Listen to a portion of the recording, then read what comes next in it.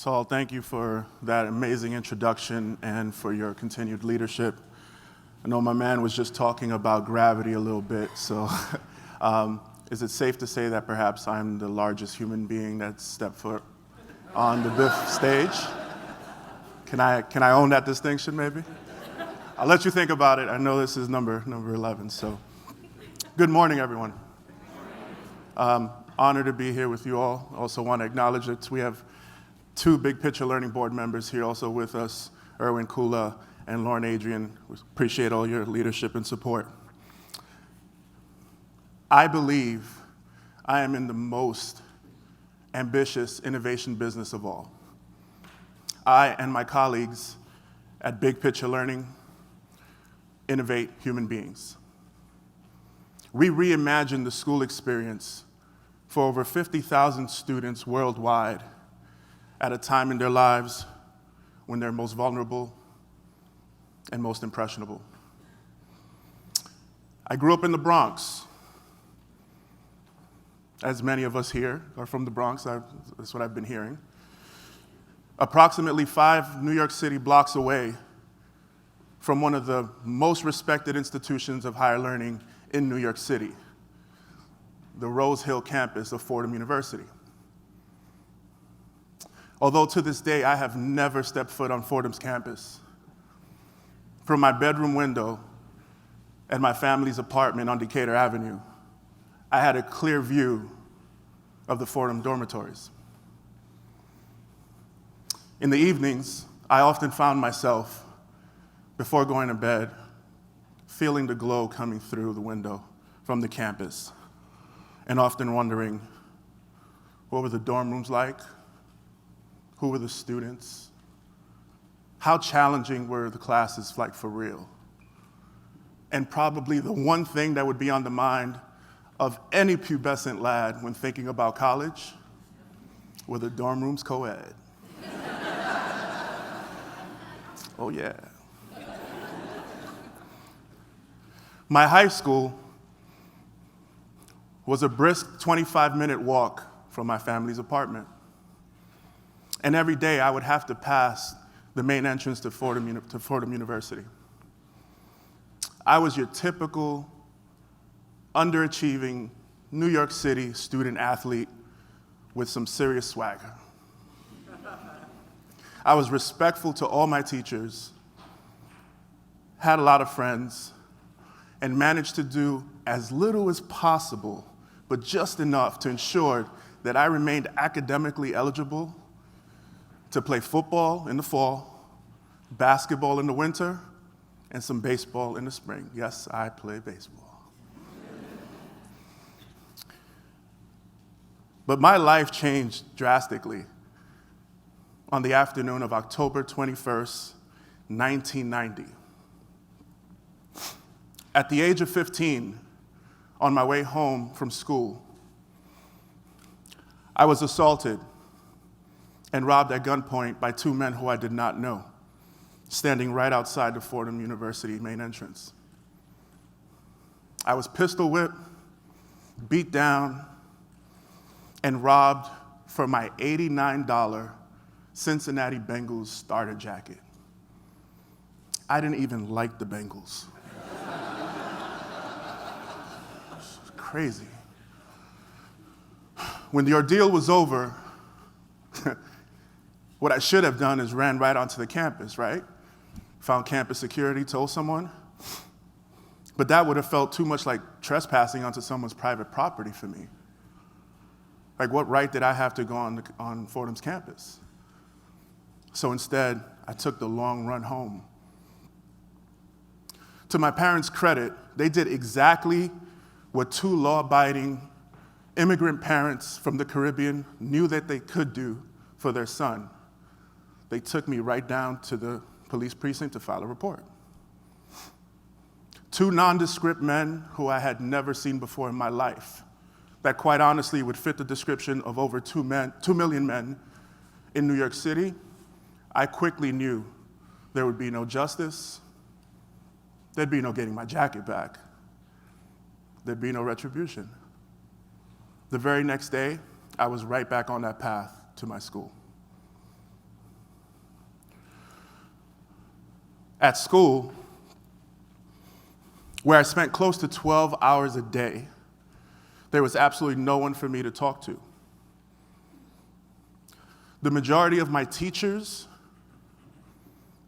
God bless them, were all well-intended, middle-aged, white women from New Jersey.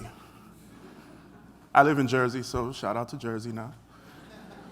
Who every day, quite honestly, were hauling tail out of the Bronx to get home to be with their families. My coaches, they listened, but offered nothing except an opportunity for Big Carlos to take out his frustrations on the field.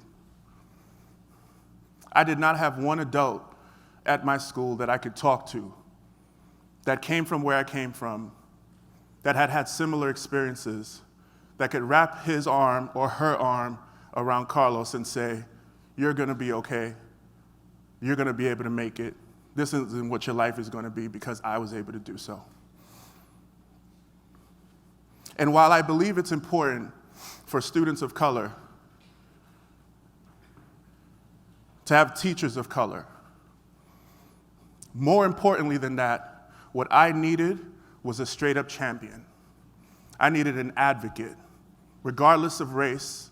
I needed someone that was going to be there for me, my fiduciary, someone that would quickly realize that before I can be thrown back into the class to perform, that I needed an opportunity to address what just happened.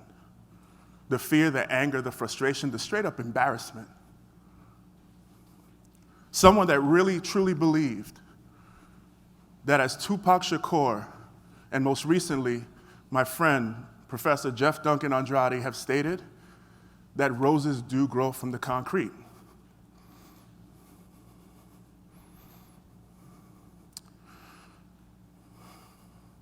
Roses do grow from the concrete. If I had been a student at Fordham University and that would have happened to me, there would have been countless interventions, right? There would have been, interventions, safety meetings, security, parents brought in before being thrown back into the class, but not for 15-year-old Carlos Moreno. One of the primary rules of innovators is to address a problem that you are passionate about.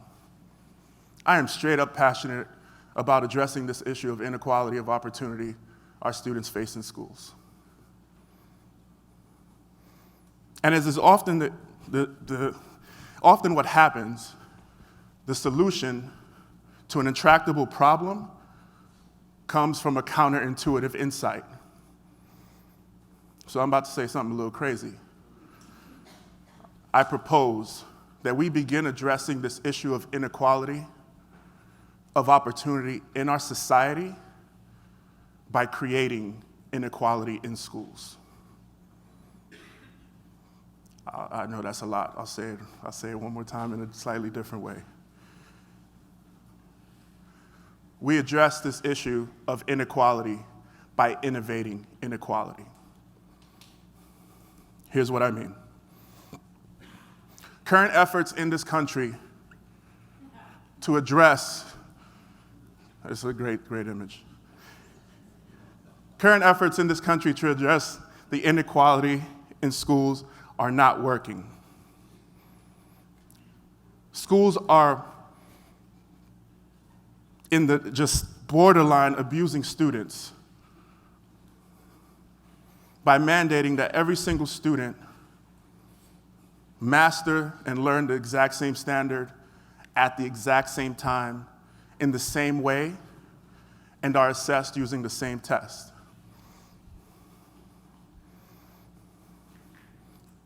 These policies and practices, while intended to promote equality, are actually hardening the inequality that our students are showing up to our doors with. By failing to really acknowledge and see those talents and strengths the students are coming in with, schools are providing a politically correct, yet completely destructive sameness of opportunity with the hopes that we're preparing students for work and life, but work and life that we yet still don't know a lot about. We're still figuring that out. We don't know what it's going to look like 20 years down the line. To state the obvious, there is no one clear path to success and no one best way to prepare for it. At Big Picture Learning, for the last 20 years, we have been in the education design business, innovating schools and experiences that truly pay attention to students' talents and strengths, and helping students find their niche and their stance in the world.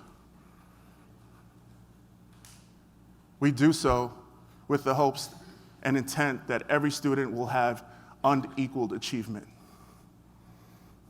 Our secret sauce consists of 4 ingredients.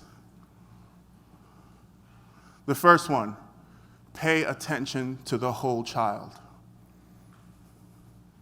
Their passion, their talents, their interests, their challenges, their families, their communities. Second, let's begin by starting with student strengths, not their weaknesses. Over time, their weaknesses will become addressed. In many cases, diminished to the point where they become completely insignificant. Third ingredient in my sauce. I like laughter, so that's cool. I'm glad you guys like this. So that works. Thank you, Irvin. Third ingredient. Let's be innovative and truly people that believe in authentic assessment and allow students to demonstrate what they know and learn in different ways. And the fourth ingredient, that big base, let's allow our students to learn outside in the real world. Let them apply what they're learning in school. Let's get them outside of the school. Big Picture Learning co-founder and longtime mentor of mine, Elliot Washer, has been known to say, if you want to learn how to ride a horse, you better get a horse. We have so many stories, and I could stand here and share stories of how this nice mix of ingredients in the secret sauce have helped transform lives for young people. But instead of telling you a story, I'd love to allow you all to listen in on a group of first-generation, college-bound graduates from the Met School, Big Picture's founding school, as they talk about that one champion, that advocate that helped manage that sauce and cared for them beyond just what they were able to do academically. Let's take a listen. Something I'll never forget is in 9th grade when you were leaning back in your chair and you tipped over, and it gave everyone in the class a really good laugh. I'll never forget the time when we went to the Grand Prix and we got kicked out because you tried to throw me into the water. One time when you took me out to eat after my LTI visit, no male has ever done that, just taking me out to eat randomly, so I'll never forget that. Something I'll never forget is when you was there for me when I felt like I had nobody else. Something I will never forget is your smile every time I made an improvement in my work. Thanks for always giving me your shoulder for me to lean on and cry, for all the advice you always give me. We'll never forget all those morning phone calls. How'd it go, LaQuise? Good morning, Miss Jones. It is now 9:15. You're late. Over the years, you have taught me to never give up and to push myself even when times were rough. You've taught me how to look forward to things upcoming in the future and how to appreciate them. You have taught me that in life, communication is the key to everything. When everything goes tough, I always think of you and hear your voice, and I just stay strong above everything. You have taught me to be more outspoken and be myself. You have taught me to become a responsible young man, own up to my responsibilities. Son, you taught me is to never drag my feet, because, a man doesn't drag his feet. You taught me that if I really try and I really put my all into whatever I'm doing, I can really do it and exceed my own expectations.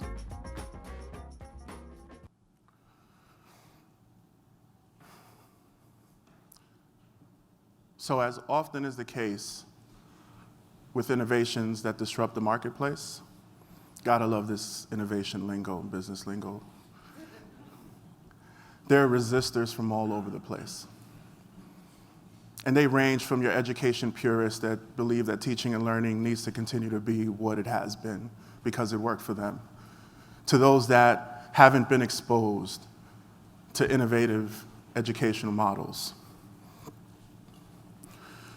One of the things that we have learned, and we know, and research and data has shown us, that regardless of what side of the poverty line you grew up in, 3/4 of us in this room at some point have had some sort of significant challenge in schools. 1/4 of us, we were good, right? We knew how to do school. We made it happen in its most traditional sense. But 3/4 of us at some point experienced some sort of challenge. And that challenge could have come from something that was happening within school, outside of school, the material, how it was delivered. So this type of education that we're talking about, that is unapologetic and relentlessly student-centered, is not just for this cohort and group of alternative kids that haven't been able to make it somewhere else. This is for all of us. And why we recognize as an organization that what we're doing is just not enough, I am proud and honored to announce here today that officially on October 1st, we will be announcing the founding cohort of the National Deeper Learning Equity Fellowship, a leadership program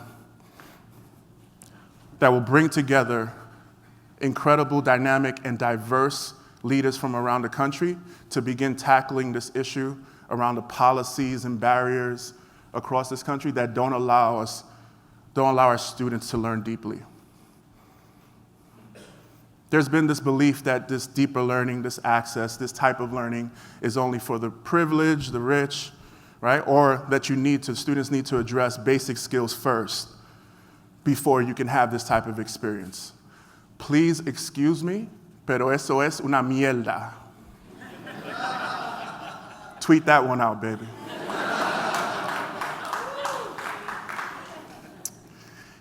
Every student deserves to learn deeply. Every student should have an opportunity to experience the world outside of his window. No student should ever feel that she can't step foot on a college campus because it's not her right or her privilege.